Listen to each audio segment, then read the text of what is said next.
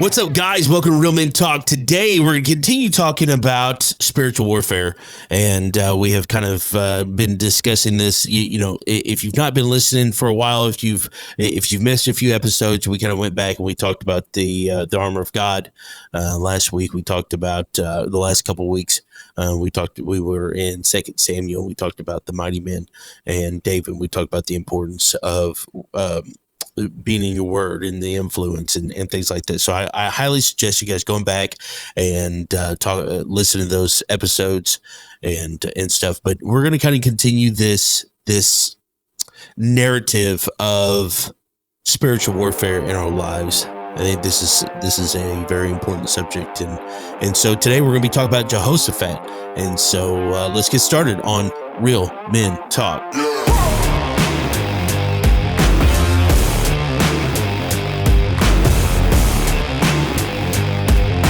Welcome to Real Men Talk, discussing the tough issues facing men and their families every day.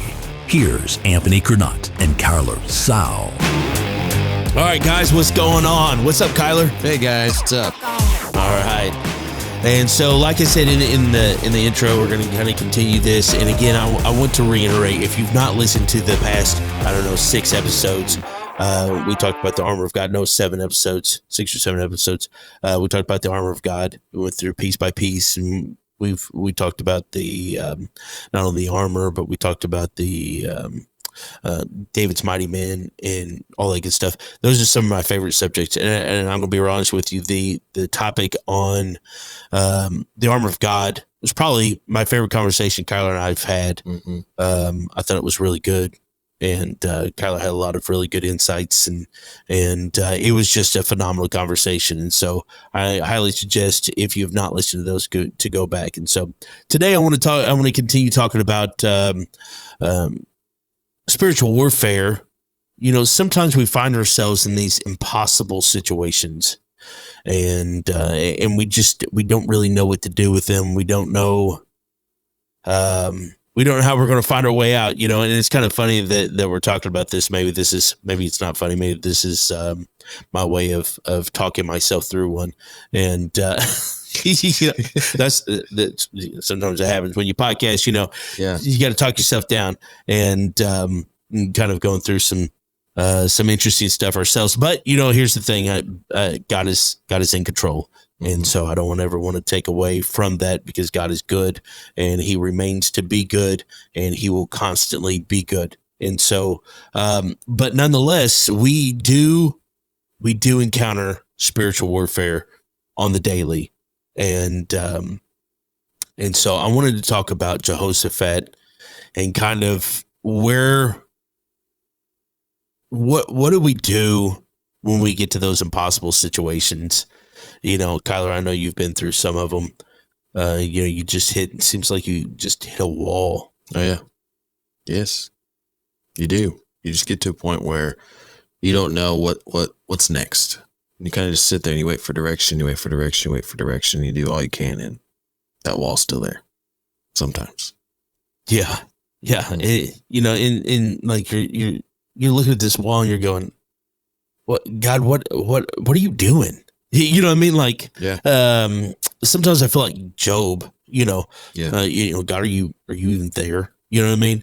What are you doing? And then of course God always finds a way. It always works itself out. It always, comes out on top. And it's like, I can almost hear God saying, were you there when I laid the foundations? Do you really know who I am? Kind of thing.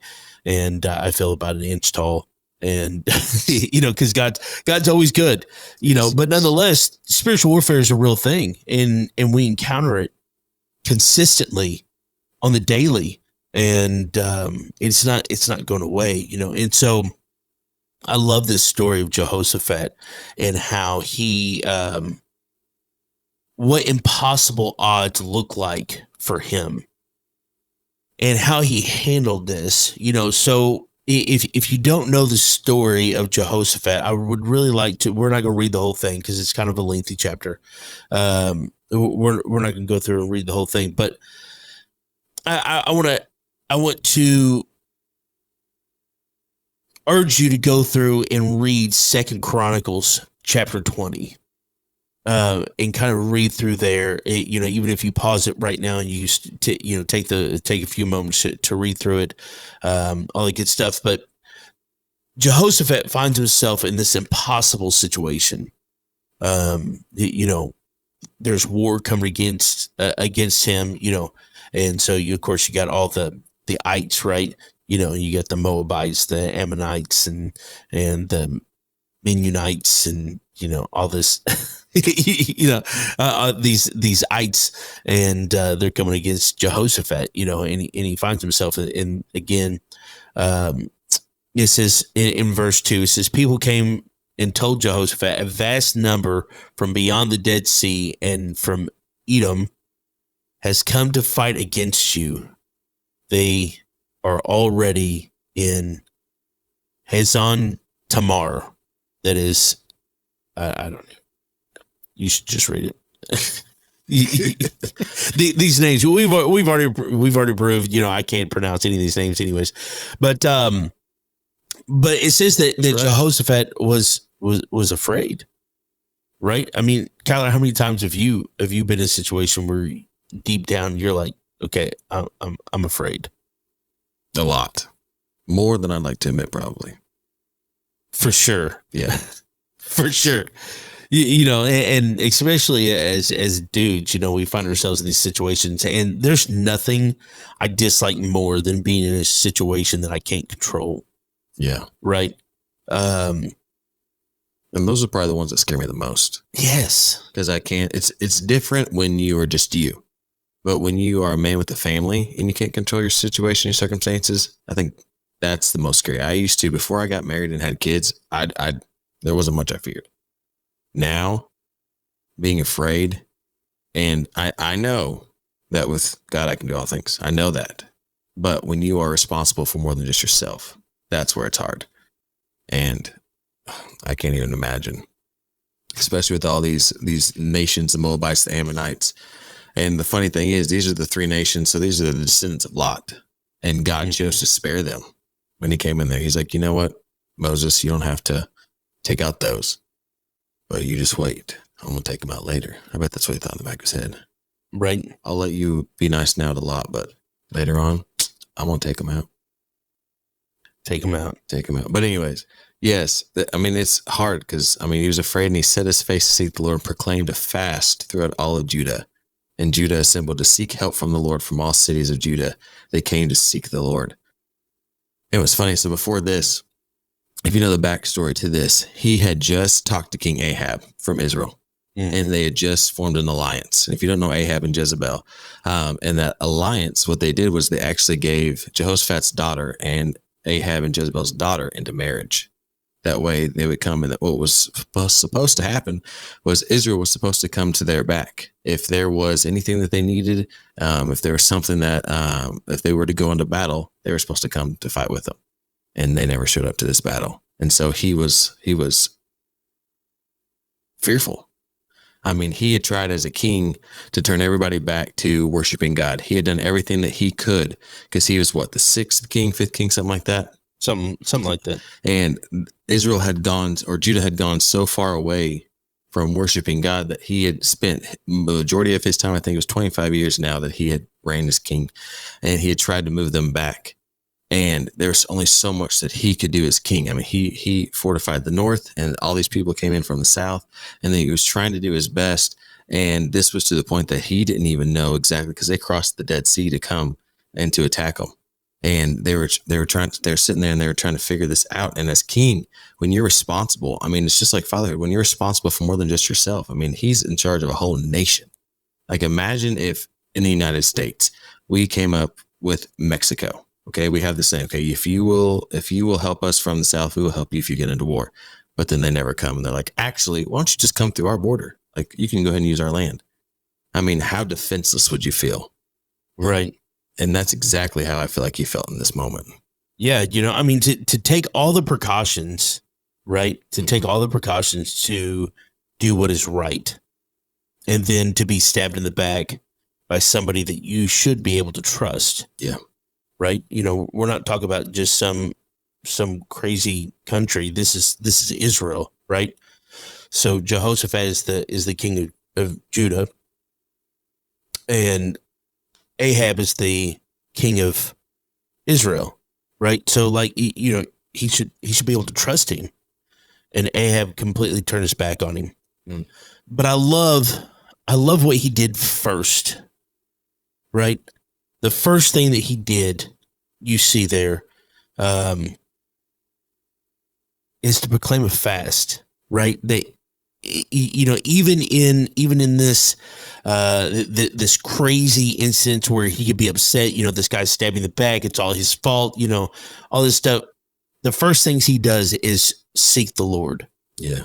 And I think that we should really take heed to this, right? Because spiritual warfare is going to come. We talked about, putting on the armor of God. We talked about the importance of those pieces. We talked about prayer. We talked about, what spiritual warfare looks like through the mighty men of David and stuff like that. But the first thing that we should do is we should seek God. Mm-hmm. We should understand that he is, yes, all of that stuff is important, right? Putting on the armor, understanding, all that stuff.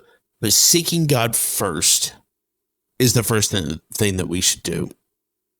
And you see this prayer. I'm not going to go through. I'm not going to read this prayer. It starts in verse 6 and goes all the way down to verse 12, right? And he cries out to God,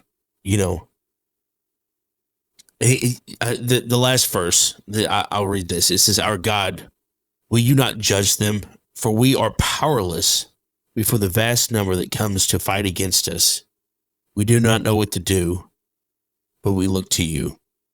Right? How many times of us have we been in that spot where we're like, we don't know what to do? Right? But his answer is, "But we look to you." And God answers him. And this is the amazing part. So you have the creator of all things, understanding that we in ourselves, in our flesh, have no idea what to do. We have no idea. We don't know how to control the situation. We don't know how to handle the situation. We don't know where to go from here. But in our heart, we turn to God. In our heart, we turn to him. It's like, God, we don't know what to do, but we're giving it to you. And then God answers. To me, that is the most beautiful thing I think that there is that when we are in situations like Jehoshaphat's in right now, when our back's up against the wall, when we've done everything that we know to do, God, I don't know what else is left but to give it to you. I don't know how to manage this situation. I don't know how to carry on from here. But I give it to you. And so I encourage you. We're getting ready to go to a break here in a few seconds. I want to encourage you as a listener, as we get ready to go into this break.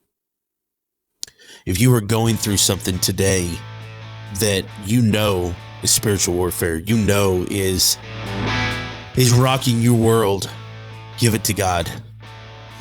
Just tell him, be like, look, I don't know what to do, but I am totally and wholeheartedly giving this to you. And so we're going to take a little break. When we come back, we're going to see how God answered and how Jehoshaphat was able to come into victory. We'll be right back after this.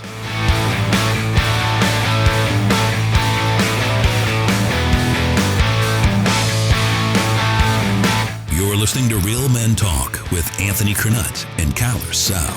More engaging conversation on the way. Don't go anywhere. Hey guys, Anthony Curnutt here. Framework for Biblical Masculinity has been out for a couple months now. The response that we have had has been unbelievable. unbelievable. Listen, guys, if you've not got your copy yet, you need to go get your copy today. You can get it on Amazon. Just type in Framework for Biblical Masculinity, or you can just type in my name, Anthony Curnutt, or you can go to our website, www.realmenministries.us, and follow the link and get your copy today. Listen, guys, you want to get a copy of this. Do not wait until it's too late. Get a copy. You will not be disappointed. If you want to join in the conversation, join us on Thursday nights at 6:30 p.m. We gather with other like-minded Christian brothers to discuss hard-hitting topics that affect men on a daily basis. We use a biblical approach to overcoming common strongholds that affect our families. We show men the importance of being the spiritual leader of their homes and what it means to be a real man in the eyes of Christ. Join us at the Palace of Praise, located at 1400 Herschel Best Boulevard in Poplar Bluff, Missouri. We meet in room 400 every Thursday. Come be a part of the discussion.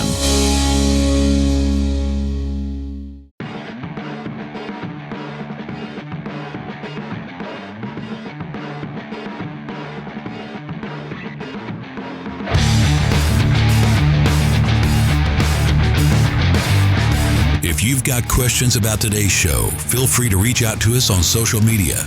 Message us. We would love to hear from you. Welcome back to Real Men Talk. It's time for more man stuff. Here's Anthony Curnutt and Kyler Sal. All right, guys, we're back. And before break, we were talking about, the preparation for the battle, how he was going to get to it. He'd lost, I don't say he'd lost everything, but everything that he put into practice to make sure that his people were safe kind of fell through. It all fell down. He tried to come in an alliance with Israel. That fell through. He tried to make sure that his northern border was secure, and he did that. But then they started entering through the Dead Sea on the southern border, and he realized it wasn't that strong. And so what we realized was the first thing he did was he called his people to fast. He called everybody to, turn around, seek God's face, and see what he says. And there's a couple of things I like about that. The first thing is he trusted his people. He trusted them. He had done so much. I mean, it shows in his leadership that he had tried to take them back as close to God as he could. So he trusted that they had done that for the past 25 years or 26 years or however long he'd been king so far, that they were spiritually sound enough and spiritually strong enough that they could actually hear from God and that they would know exactly what they were saying. And so they stopped and they fasted.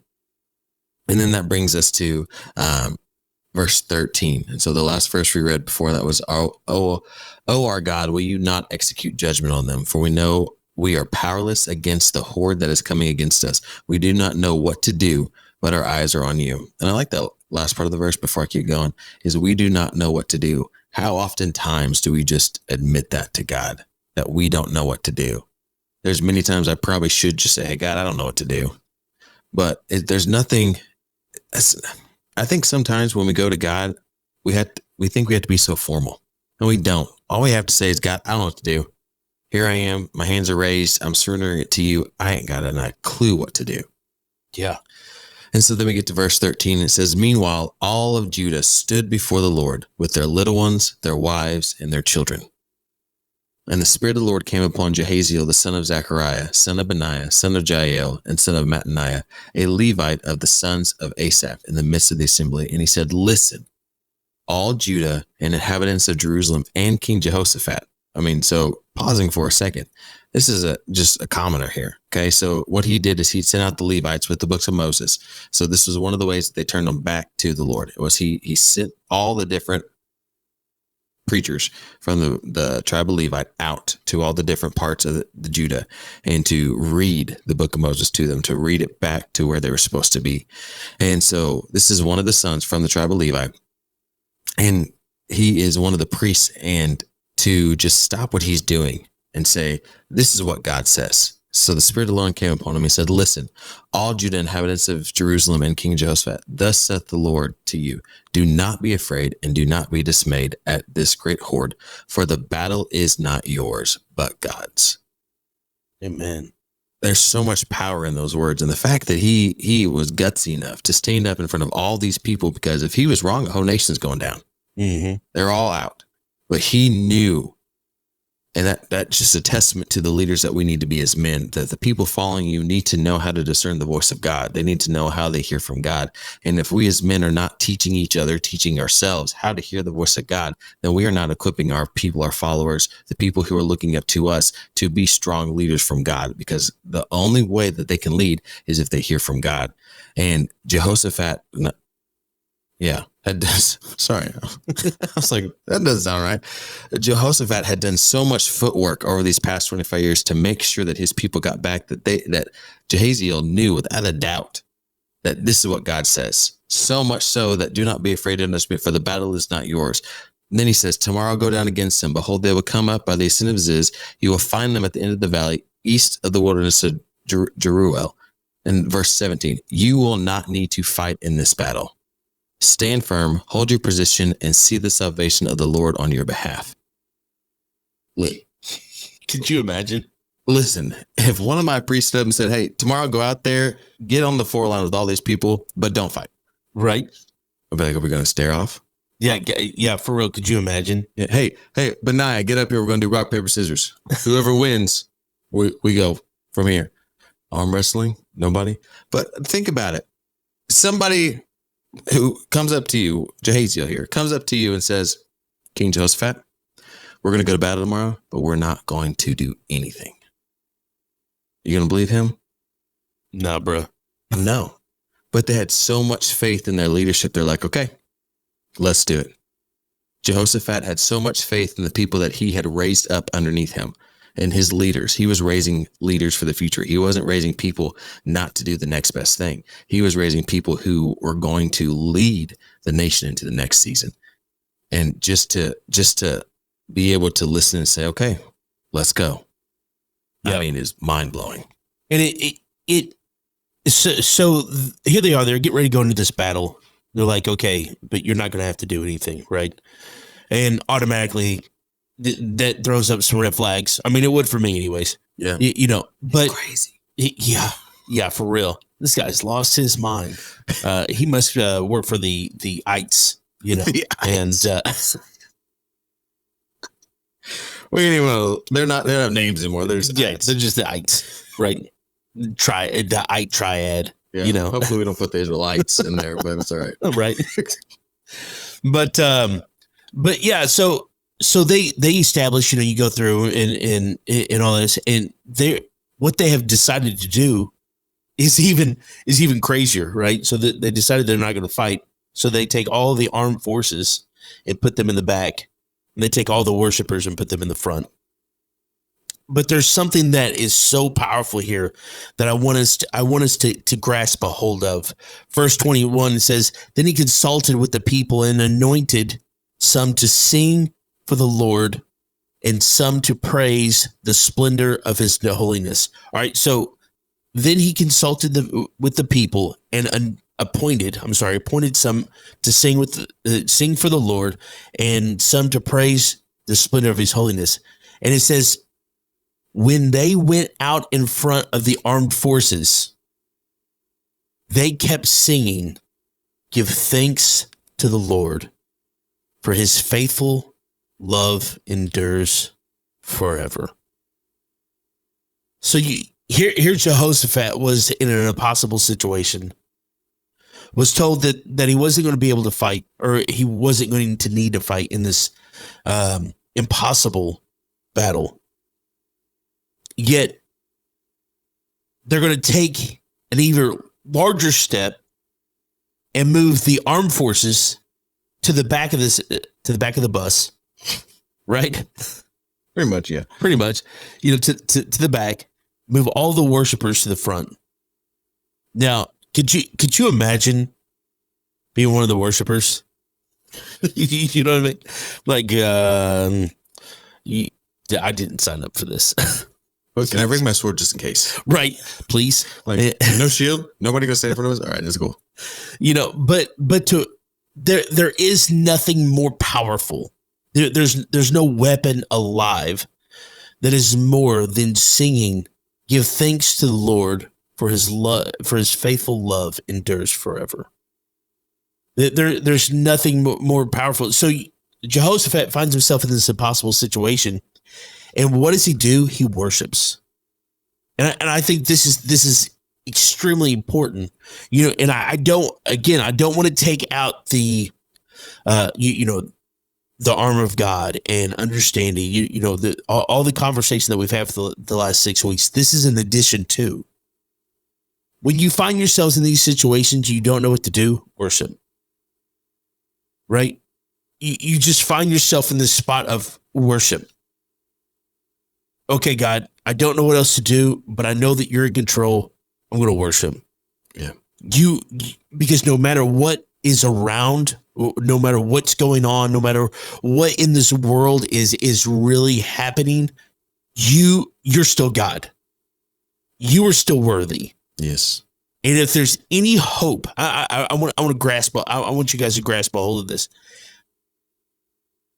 If there is any hope in an impossible situation, it is God. Yes. Right. And so, you're like, I don't know what to do. If I just spend all my time worshiping, is God going to show up? Well, he's your only hope. He's your only answer for any of it. And so you've got to be able to step back with all the armor on, all the preparation that you've done. And I love that you brought that up, Kyler. I love that you brought up the fact that he had spent so many years. What did you say? 25 years. Yes. This is 25. Yeah. 5th year reign. Preparing the people for this situation. Preparing the people that, hey, God is in control. God is still king. He's still on the throne. It doesn't matter what my title is. It doesn't matter what the situation looks like. He is still God. Yes. And so in doing that, he obeys, right? What would have happened if Jehoshaphat was like, nah, I think we can do this.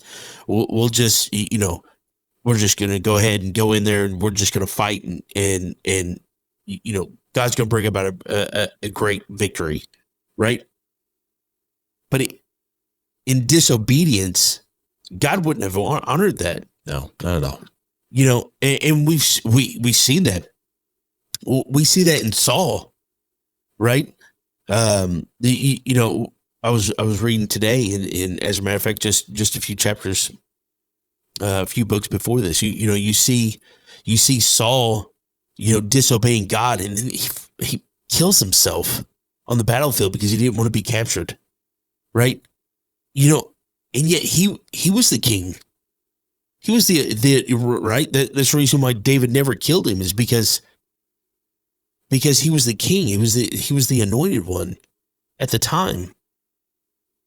But the obedience that Jehoshaphat takes part in here is the key. This is the key, is the obedience. And I love that, here they are, they're going out. And if you know the story, that's fantastic. But God brings about a victory that can only be done by him. Right. So we have, they go out, they worship, they're praising God. And it says in verse 22, the moment they begin their shouts and praises, the Lord set an ambush against the Ammonites, Moabites, and the inhabitants of Mount Seir, who came to fight against Judah, and they were defeated. The Ammonites and the Moabites turned against the inhabitants of Mount Seir and completely annihilated them. When they had finished with the inhabitants of Seir, they helped destroy each other. So God brought this confusion, right? So here they were. They were coming together to overtake Jehoshaphat. Jehoshaphat worships. God brings in this confusion, and they destroy themselves, right? I mean, how often have you seen God do something like this? Where you're like, okay, so this is impossible, And then, the enemies just run rampant. And then all of a sudden, they're just confused. You know what I mean? And I don't know if you guys have ever experienced anything like that. It's absolutely, it's kind of cool. You know what I mean? And then everything just kind of, obviously not a battle, right? We're not talking about, now, like people fighting and killing each other, but, then it just kind of falls to the wayside. You know what I mean?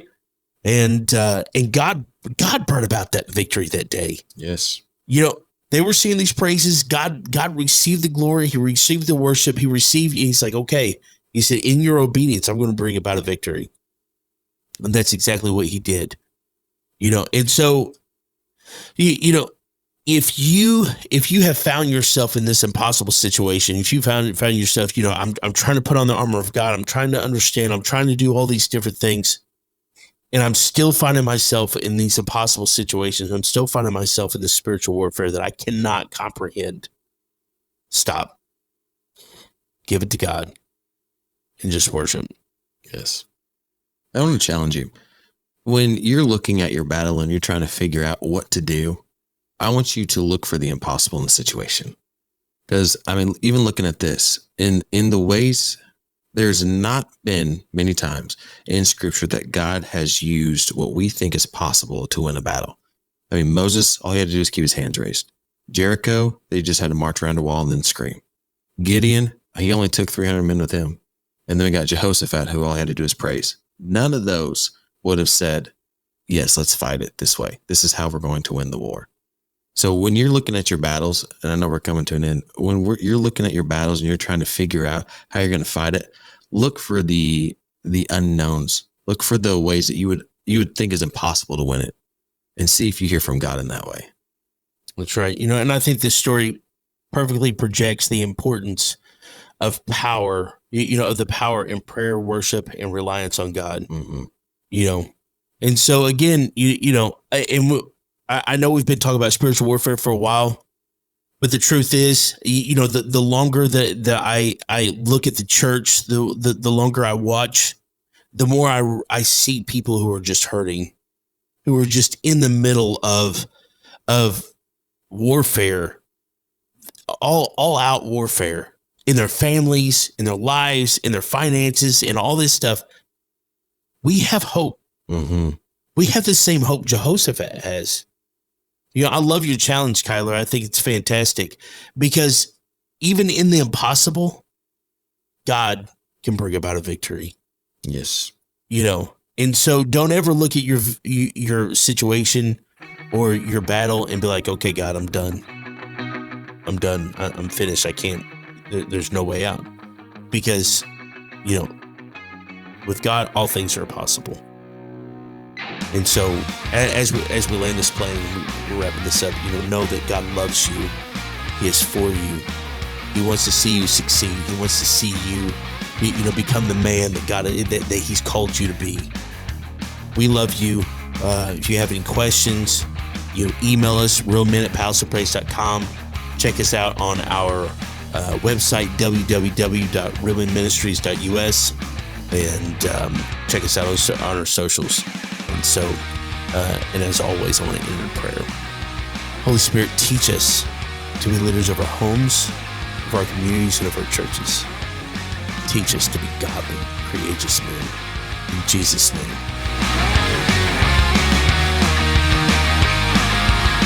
You've been listening to Real Men Talk. If you'd like to get in touch with us, shoot us an email, realmen@palaceofpraise.com, or visit our website at realmenministries.us. You can also message us through social media. If you're a man age 16 and up and would like to be a part of the conversation, join us at the Palace of Praise every Thursday night at 6:30 p.m. If you don't have a home church, consider joining us for worship on Sundays at 10:30 a.m. and 6 p.m. Palace of Praise is located at 1400 Herschel Best Boulevard in Poplar Bluff, Missouri. New episodes of Real Men Talk drop every Thursday at 5 p.m. on all major podcast platforms. You can also find us on YouTube, TikTok, Instagram, X, and Facebook. Real Men Talk is a production of Real Men Studios in cooperation with Palace Media Services.